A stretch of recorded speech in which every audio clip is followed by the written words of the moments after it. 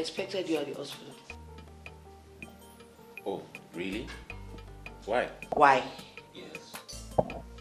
Well, because your son is ill. She put it below hospital. Doctor might treat her now. You know, she's doctor.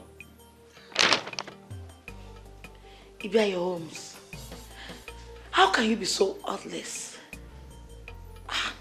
Kí ló dé tó ní ẹyin ojú àánú kankan lágbárí ẹ náà? Ọmọ ẹ sick, ó wà ní hospital, ó jókòó sí báyìí. Ó mu ọtí. Kí ló ṣẹlẹ̀ gangan náà? Wà náà kí ni ìṣòro ẹ náà? Kí ni problem ẹ gangan? Ṣé wọ́n ló máa kọ́ bí SS lọ́mọ ni?